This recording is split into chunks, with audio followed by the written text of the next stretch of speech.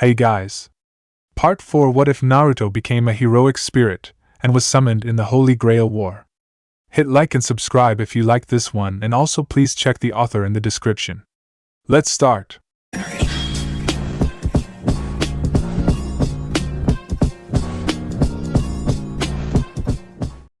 Chapter 11, Things We Do for Love, Last Interlude. Medusa was conflicted. On one hand, she wasn't sure how to feel about the death of Shiro Amiya. She hadn't particularly known him enough to care for his well-being. Nor was she a stranger to violence. She had not flinched when Assassin took off his head, nor had anyone seen her eyes narrow behind her blindfold, such as it was. A small part of her mourned the needless loss of life, but a larger part accepted the truth. This was war. People died in wars all the time, by her hand or the hands of others. She shouldn't care. But Sakura had cared. Shiro's death shattered her. Stripped her of the very will to live. Knowing this, Zoken forced Assassin to behead the boy before the poor girl, in part because Jiraiya deliberately disobeyed him. Rather than obey his command, the wily spy instead used a loophole in the old worm's order to avoid killing Saber and Castor both. He maimed them, true, but they both yet lived. He had been commanded to attack, not to kill. Everything would have worked out swimmingly had the old Mata not used his familiars to observe the fight. He'd seen it all. Everything. What should have been a grand and glorious plan died a stillbirth instead. Shiro died for it. All to satisfy the old worm's spiteful fury. This was the price for their defiance, he said. Yes, by his very nature Zoken Mata was nothing if not cruel. And so, this time, he willingly sacrificed a command spell to make certain the deed was done. He daren't kill Tosaka yet, if only because he required some semblance of leverage over Sakura. But Shiro had served his purpose. He was expendable. A pawn. And like all pawns, Zoken sacrificed him the moment he ceased being of any use. Hours had passed and Medusa still recalled the scene in grisly relief. The blank look in Assassin's eyes, Zoken's dreadful grin, Amiya's head tumbling through the air, and Sakura's scream. The poor girl had screamed and screamed and screamed until her voice finally failed her. Ryder hadn't heard a peep from her master since. She just locked herself in her room and bawled for hours. Then she'd fallen silent. When Medusa tentatively tried to enter some time later, a command spell sent her hurtling back outside before she could hope to even catch a glimpse of her. That was the sole reason she knew Sakura was still alive, that she hadn't simply killed herself in her despair. That, and the bitter, snarling growl that followed. "Leave me alone, Ryder." Those words haunted Medusa like a ghastly wraith, even here in astral form. Zoken had meant Shiro's demise to serve as a warning. Instead, his actions had only thrown oil on an already smoldering fire. Medusa was not the sort to sit idly by and watch injustice take place. She didn't know what Assassin was plotting, if he truly was aligned with Zoken or simply had his own agenda. Who could say? But she had seen what Sakura was becoming, just as she knew she didn't have the heart to kill her if she snapped. By the sound of things, the poor girl wasn't far off from giving into her own corruption. Shinji's death had already affected her. Losing the one light in her miserable life threatened to send her plummeting over the edge altogether. One more push, a nudge even, would be all that it took. She would not let that happen. No, Medusa refused to let that happen. She would not let that sweet, innocent girl become a monster. Not like her. But she'd run out of options. Archer was still trying to kill her for some perceived slight she didn't understand. Lancer had rebuffed her entreaties outright. Assassin, no. Whatever strange game Jiraiya was playing at here, she wanted no part of it. Worse, he was leashed to Zoken, and the old worms still had 2 more command spells by which to bind him. The world had begun to burn, and there was nothing that could be done about it. To make matters worse, there were rogue servants running about in the night. At first, she hadn't wanted to believe it. But she'd already seen a man in golden armor mow down 3 of them.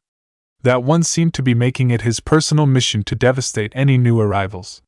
Needless to say, the rest were more inclined to attack her on sight. This shouldn't be happening.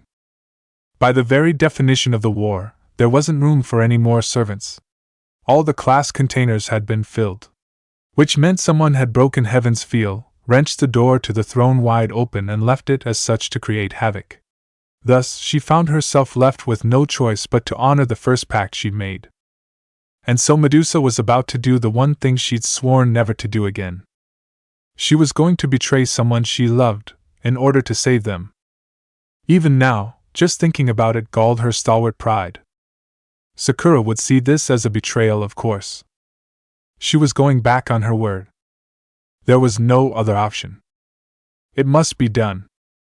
Much of her journey had been made in silence. The eldest Gorgon sister hadn't trusted herself to make the journey physically, lest she be detected. Naruto would be coming for his master, of that much she was certain. He would be on high alert, senses cast about for the slightest surge of mana. In his current mood, he was as like to kill her as look at her. Still, they'd made a deal. The clone she'd encountered so long ago was most insistent on that point, telling her that the original would remember this encounter once it dispelled itself. Their agreement had been simple. In a surprising show of humanity, Castor's copy had agreed to help her when she begged him to do so. Free of charge, with no strings attached. After a rather pleasant chat, he told her to wait for further contact, then dispelled himself. Ryder had not conversed with Castor since. The reason for this was almost depressing, really. Sakura hadn't trusted such an agreement, on the contrary, she'd forbidden it. Pure though she might be, she was terribly slow to trust outsiders, least of all those who killed with one hand and offered mercy with the other so churlishly. Medusa hadn't been able to convince her otherwise, and reluctantly let the matter drop. So here she was, going against her master's wishes. The things we do for love. With the thought, she materialized before the doors of the Einsburn mansion. She need not flare her renewed reserves. Her presence alone was enough to trip the bounded field. Just as she knew there would be a response, if not from Castor then the motley crew of allies he'd assembled around himself. Medusa was counting on this. If she could sway him, she would sway Saber. If she swayed Saber, she would sway Berserker. 3 of the most powerful classes in the Holy Grail War would bring their combined might to bear against Zoken and Assassin. With her aid, distant though it might be, she was certain something could be. A whisper of wind against her back was her only warning. And then Medusa opened her eyes. She'd removed the blindfold earlier on a whim before coming here, fearing she might need her true strength if push came to shove. Better to have taken it off beforehand rather than risk precious seconds flicking it off and the vulnerability that came with it. Those precious moments saved her life. When the lance flew at her heart, she half-heartedly reached over her shoulder and caught it, almost alarmed at how easy it was for her to swing a fist into her attacker's face and send them flying into the mansion. "Stop," she intoned. "I did not come here to fight, you silly girl." Imagine her surprise when her foe, a young woman, bounded off a wall and came at her again with a cry. She beheld bright eyes and pale hair, a lance as cold as death itself. Yet another lancer? Just how absurd had this war become when she wasn't looking? Those mystic orbs narrowed in mild displeasure, and death failed to reach her. Rather, it could not approach. The concept of movement was denied and erased as the blank slits of a woman well on her way to beasthood loomed large before her. Medusa hummed, content with Brynhilda's silence. "Good girl. Now stay put for a bit, won't you?" She could not turn someone such as her to stone, but she could at least stun her. Stepping past her paralyzed form. With Sakura's mind so close to cracking, the line between the poor girl and the greater Grail had begun to blur. Now more now than ever she was less and less human and more a function of the very system she embodied to begin with, further imbuing her with an almighty and unstable power. As a recipient of said power, Medusa found herself stronger than ever. Almost too strong. Even as she lowered her arm, the greatest of the Gorgon sisters glimpsed the shimmering scales on her right hand. As she thought, she couldn't control her strength. Full lips pursed in mild displeasure as she clasped her blackened arm. With a supreme effort of will and a determination that bordered on sheer terror, she forced them to recede. Yes. She was herself. A creature of thought and reason, not the mindless, endless hunger that was the beast.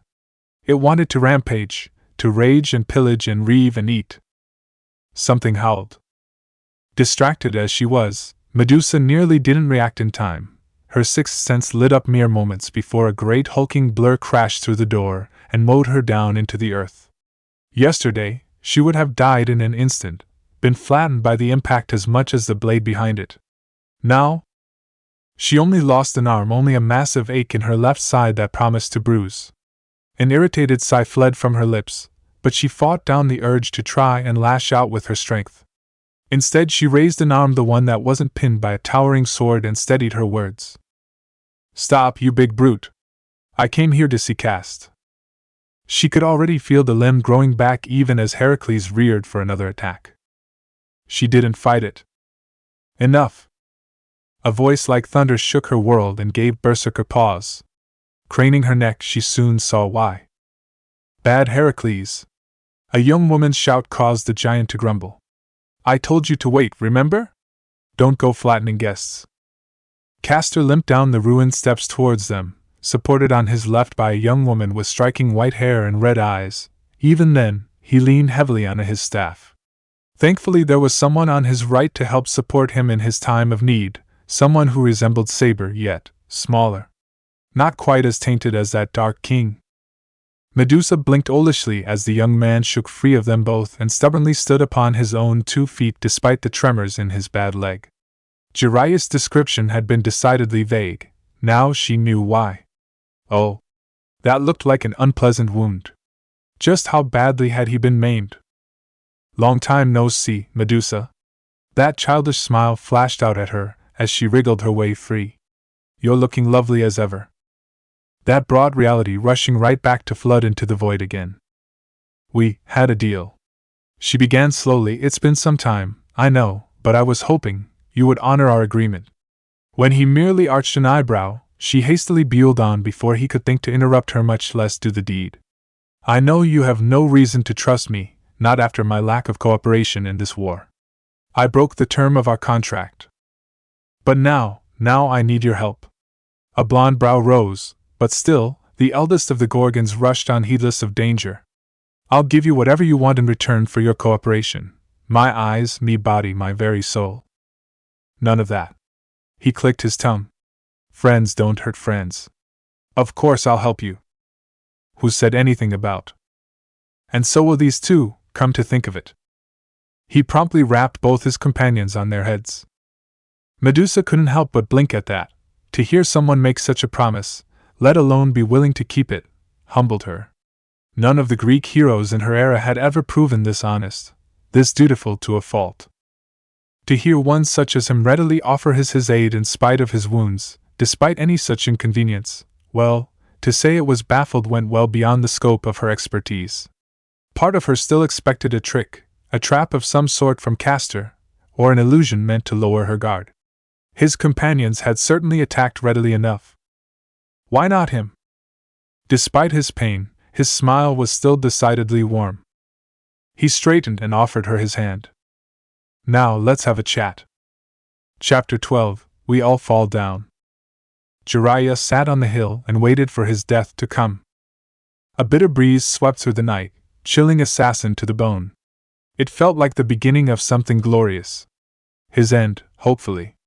He gave a rueful chuckle into the twilight as he folded both arms before his broad chest, and continued to maintain his lonely vigil, awaiting the promised time. Not long now.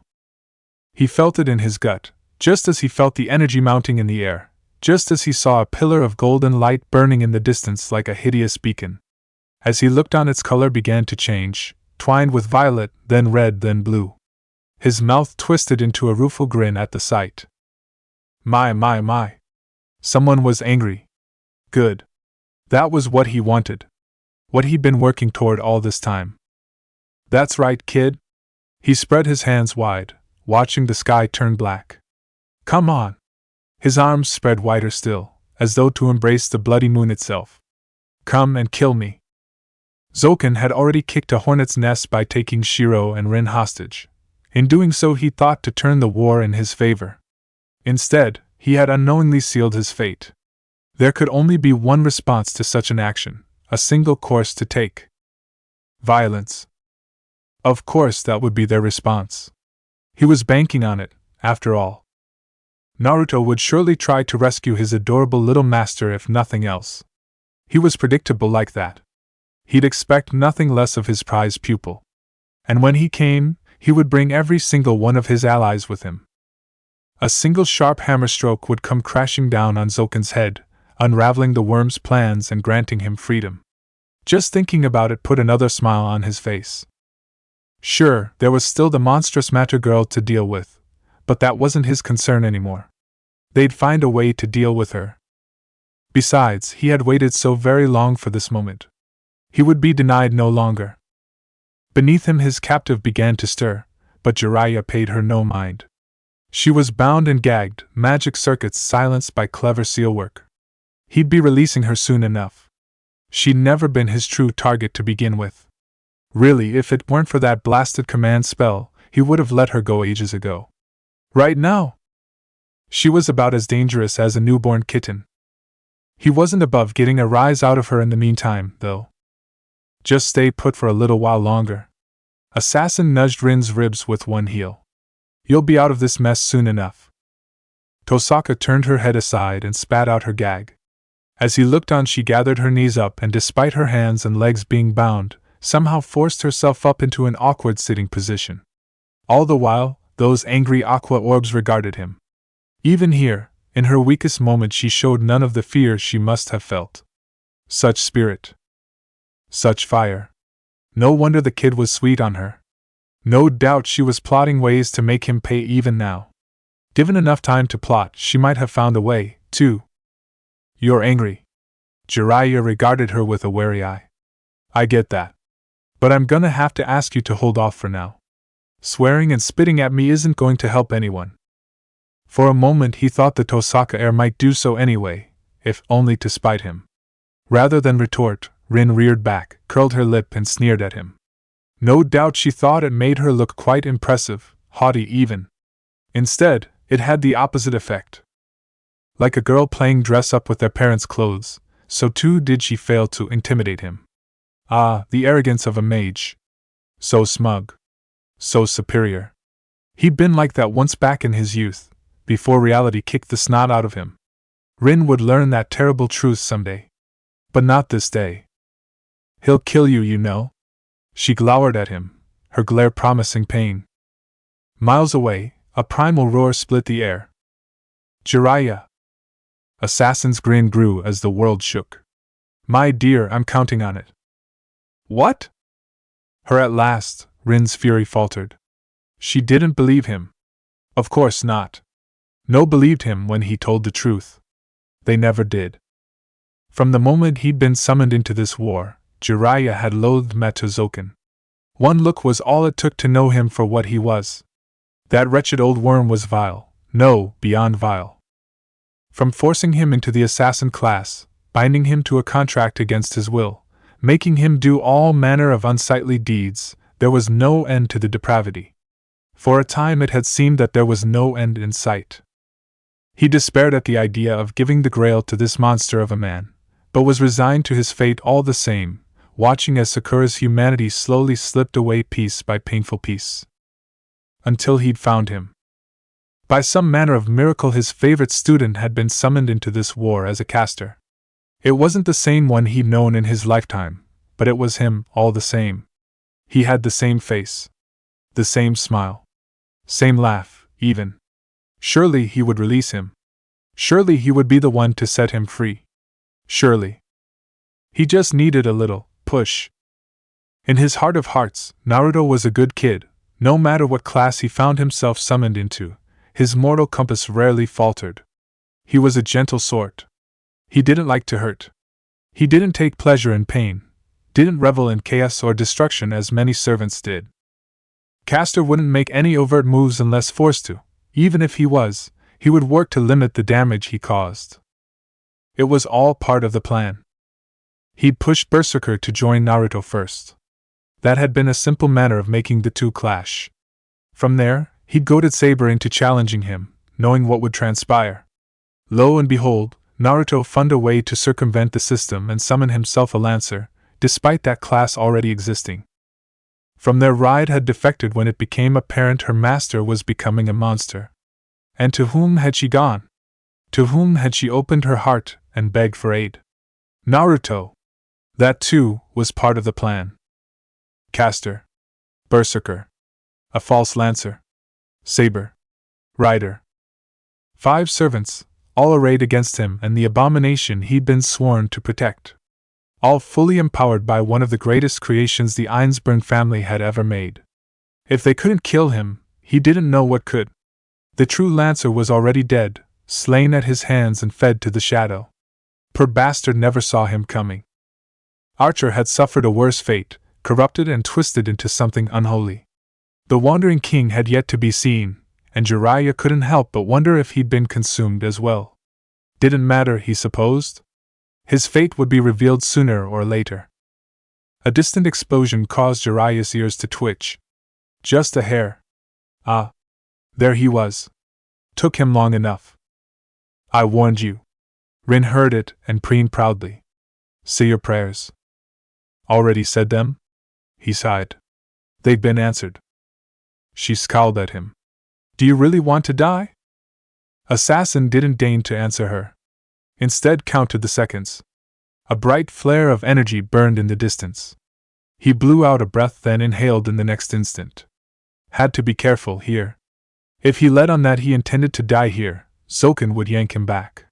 The old worm still might, if he caught wind of his plan. 1, 2, 3.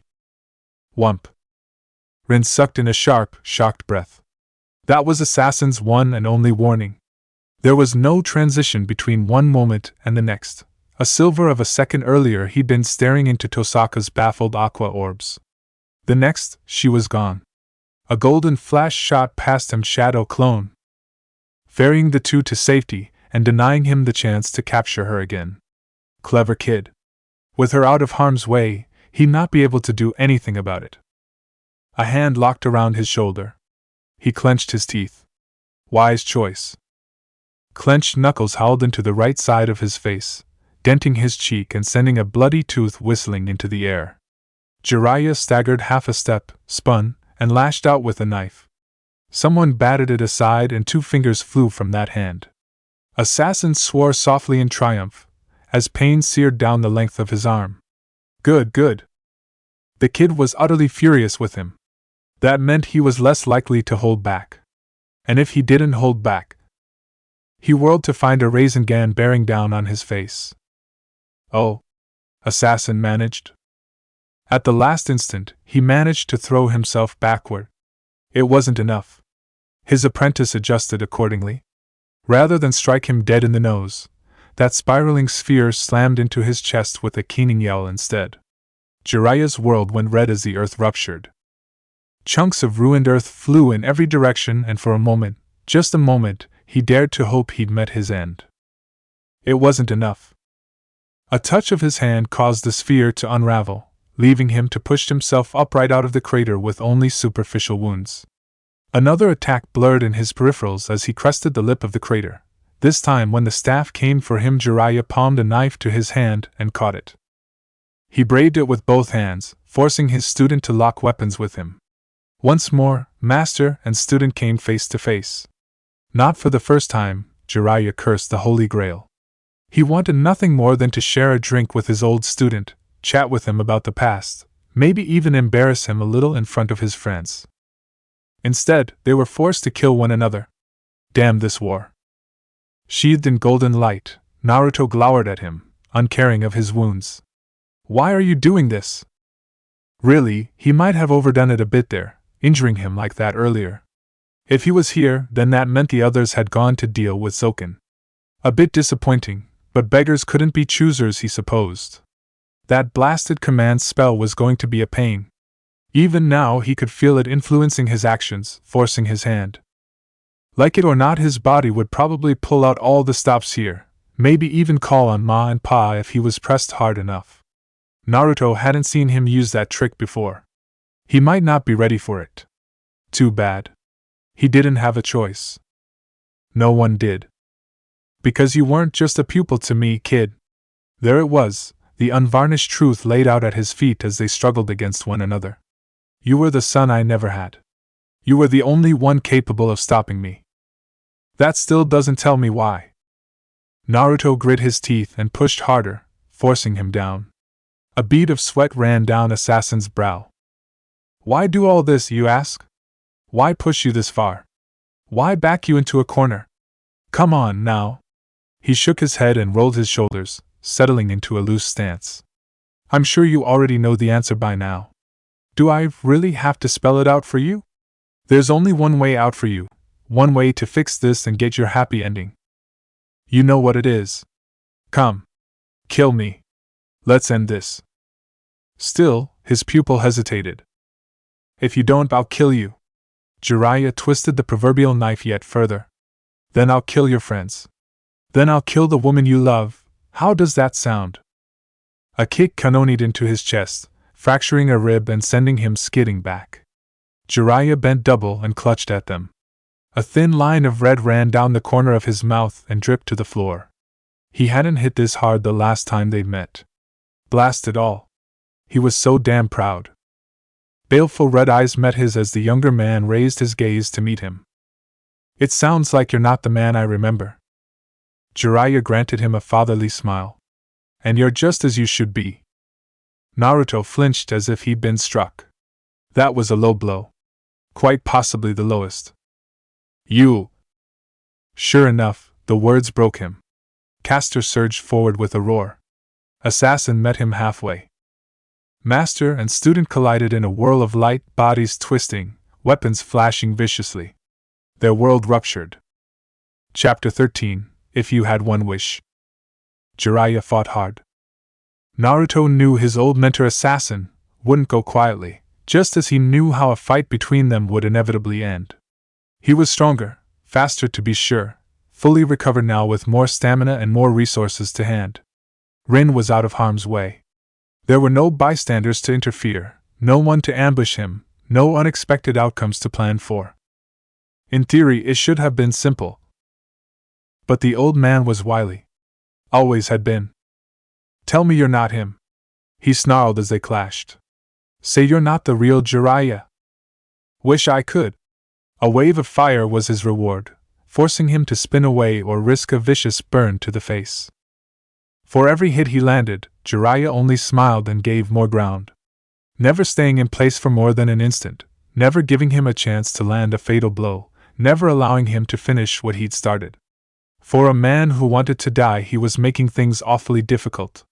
Almost felt like he was trying to drag this out, you know? Had to be a command spell at work. His mind latched onto the idea, that naive wish, and the vain hope of making things right, even if he knew, deep down, that he couldn't. There were so many things he wanted to say to the sly old sage. So many questions he needed to ask.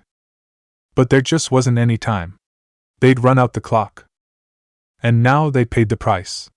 Damn this war! Naruto slammed a Rasengan into him and snarled as the jutsu tasted smoke. Red eyes flitted left then right, from below. Firm hands burst from the earth, grasping at his ankles. He chambered a punch down in an instant, forcing his mad mentor to abandon his attack or be crushed outright. He paid for it. A storm of knives flashed out in the night from a trap he'd missed, cutting across his face. He took the wounds without flinching and powered through. This time, Jiraiya wasn't quite quick enough to escape. A palm locked around his wrist. Naruto closed his eyes, hardened his heart, and yanked. Jiraiya grunted in pain. Blood splashed his face. An arm flew through the air. The old Sannin didn't miss a beat. The very second, he lost his arm, he pivoted, whirling around to drive a vicious kick into his face. Heavy sandals barreled into his nose. He felt something snap in his nose, then he was gone, flung across the clearing, crashing through a tree. 1, 2, 3. Now. He heard laughter and raised his arms to ward off the follow-up attack. It never came. He raised his gaze and found himself peering into a haze of fog where his mentor once was. You've really become quite the monster, haven't you? Jiraiya's voice catcalled from the smoke. You were nowhere near this strong the last time I saw you. Naruto righted himself with a grimace. Reached up. snapped his nose back into place. No lasting damage. Jiraiya wasn't able to hurt him. Not physically, at least. Mentally, well, that was another matter. He didn't want to hurt him, much less kill him, but he wasn't being left with any choice here. Jiraiya had forced the issue, first with his master, now this. Berserker and the others would have to handle Zoken and Grail. They had to. They must. But he could feel them waning. Whatever was there, it was more than they could handle. And with each moment, every second he wasted here. You're taking an awful long time hiding in there, old man. He forced the waver out his voice. Don't make me come in there. His voice trailed off as Jiraiya emerged from the haze, his face strangely twisted, bearing out red marks and eerie eyes. He soon saw why, saw Fukusaku fused to his right shoulder and Shima on the left. It was, in every way, a blast from the past. He never thought he'd see Ma or Pa again, much less encounter the old toads like this. The former wouldn't even look at him, the latter managed only a rueful grin. Sorry, Naruto boy. His shoulders drooped. Not you too. He should have known, really. It was obvious in hindsight. Ma and Pa had mentioned Jiraiya using Sage Mode before. He'd simply never seen it up close. Never fought him for real, until now. Would he have to kill them now too? Would this nightmare never end? In the end, it has to be this way. Jiraiya started forward, and he found himself taking a step back. What's wrong? Why are you hesitating now? You have to kill me, Naruto. That's the only way this nightmare will come to an end. We've been over this. Either you kill me, or I kill you. Naruto. We don't have time. I know. A golden hand rose. Black light swelled in his palm. Whoa, now! Jiraiya held up a palm. You're just going to wipe me off the earth, is that it? Is there any other way to stop you? Anguish twisted his heart when he didn't answer. Tell me, then. How do I save you? You can't. Jiraiya shook his head with a rueful smile, shoulders drooping. That's how it should be. Forget about me. Move on with your life, kid. Settle down with that girl of yours and... A hollow scream tore out of Naruto's throat, and the tailed beast bomb flew forth. By some miracle Jiraiya managed to dodge it, or evade the worst. He dove into the smoke after him, felt the chakra build, realized what was coming. If he hesitated even a moment longer, this fight between them would drag out even longer. He'd be stuck here, while his allies flung themselves against Zoken and died. No more. Naruto leaped in after him. He heard the shout, felt the genjutsu assail his senses too late. He powered through once more. Jiraiya was ready for him. A Rasengan swept down at his head, wisps of smoke and fire swirling around it. Naruto met it with a miniature Rasen shuriken, the keening sound of wind echoing the pained cry in his heart. It was a brief clash, with only one outcome. As it was meant to be. His jutsu powered through and shredded flesh. Jiraiya pitched back, now well and truly armless. May the gods forgive him for what came next, for he'd never forgive himself. Tears stung at his eyes. I'm sorry! His fist closed around his jutsu, stifled it, and scythed forward to sheath itself in Jiraiya's chest. Not a Rasengan. Nor a Rasen shuriken. Just brute force at its most devastating. The old man buckled, body bowing beneath the blow. Red stained his back, and exploded outward as that fist plowed through. Naruto grit his teeth to strangle a sob and ripped it back out the way it came. Jiraiya was left swaying where he stood. He looked down, touched a hand to his chest, and the ruined heart within. An awful silence ran through the forest, broken only by the distant sounds of the Grail's beating heart. Blood ran down Jiraiya's lips. He smiled at it. Well done. His legs buckled, leaving him to topple to his knees. Naruto stepped in and caught him, placing one hand on his shoulder. Ma and Pa unsummoned themselves with a sigh, or perhaps he'd simply run out of energy to keep them in this world. It didn't change things. He was still alive. Still breathing, despite the hole in his torso. Even with no arms and his slowly fading body, he was still a threat. He didn't dare leave his back exposed to such a foe.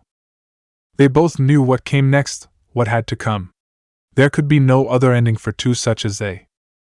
Naruto wound up, conjuring his staff to hand. Thank you for everything. Jiraiya rumbled a laugh. Yes, that's the way. Finish it, caster. His staff swung down. Light flashed. Chapter 14, Back to Zero. By Jadama. Excalibur. Bellerophon. 3 words. A simple set of syllables. A trio of declarations. Yet beneath them, the Holy Grail burned in a maelstrom of cleansing fire. There could be no other outcome, not with its true nature revealed. Not with so many servants set against it. Noble phantasms crashed against the corrupted husk time and time again, beating it, burning it, battering it down to the most basic of elements. Nothing would remain. Ilya found it cathartic and painful. The destruction was beautiful to behold, even from a safe distance away, perched atop Berserker's shoulder, watching intently as the once esteemed legacy of the 3 families was rendered naught but a charred wreck. High above the cavernous ceiling trembled, yet held, affixed by Castor's seals. He, Ryder and Saber were really going at it. She doubted they'd stop any time soon.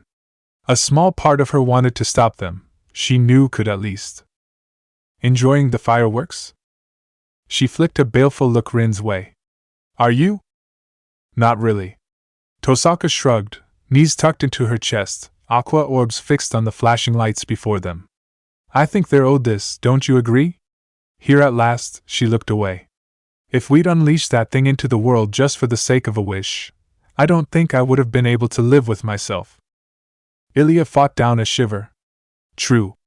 If they'd unleashed all the world's evils into this reality, no. Best not think of that. How had it come to this? It felt like a bad ending. Shiro was dead. Sakura gone half mad, a wailing wreck sealed away until they could find a cure. Zoken had tried to slink away into the shadows like the bug he was. He did not succeed. With one there to protect him, Castor slaughtered his very soul. To call what followed a slaughter would have been generous. Zoken's screams would haunt her dreams for the next few months. Without his assassin, he was, in the end, just a mage.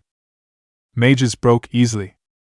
In all this, that annoying priest was nowhere to be found.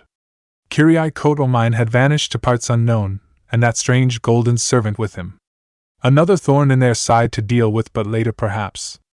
In the end, she and Rin were the only proper masters remaining. They'd considered sacrificing themselves to seal that thing away, but Castor had shot them down. She'd seen the look in his eyes. The Holy Grail would be a problem for future generations perhaps, but not this one. A seed of an idea entered her mind as she watched the last of the corruption crumble. Castor alighted on a rocky outcropping. Ryder wasn't far behind, and Saber with him. The former said something, had the half-corrupted blonde barking a laugh, less so as Ryder slung an arm around his shoulders and kissed his cheek. Said seeds sprouted as she watched the trio squabble. Their servants were still connected to them, after all. They wouldn't be going anywhere. All that knowledge and power, why let it go to waste like this? This was a once-in-a-lifetime opportunity. It might take them years to achieve it, decades even, perhaps even the rest of their lives. But if they succeeded, they'd have a wish. A pure wish. A chance to fix everything. We could always start again, she said. Go back to zero, as it were. Rin was silent for a long moment. Her head lifted. Sounds like an awful lot of work. But wouldn't it be worth it? Ilya rounded on her, the ghost of a smile on her lips. Are you really satisfied with this ending? She certainly wasn't. And not just for herself. So many others had suffered or otherwise lost their lives to this madness. Shiro, Sakura, even Castor, being forced to slaughter his former mentor. It wasn't fair. To any of them. Didn't they deserve better? Ilya certainly thought so. If they were clever, if they were careful, they might be able to have their wishes, all of them. Wasn't such a future worth fighting for? All right, Tosaka said at last, jarring her from her reverie. I think I'll take you up on that offer. You should be grateful. Ilya couldn't let end there. An impish smile tugged at the corner of her mouth as they shook hands. You know, it might be possible for you to have a child with Castor, if you really try. Rin's face turned crimson. Where'd that come from? I've seen you looking his way. Shut up, shut up, shut up. Chapter 15, A New Generation, Finale. They hit without warning.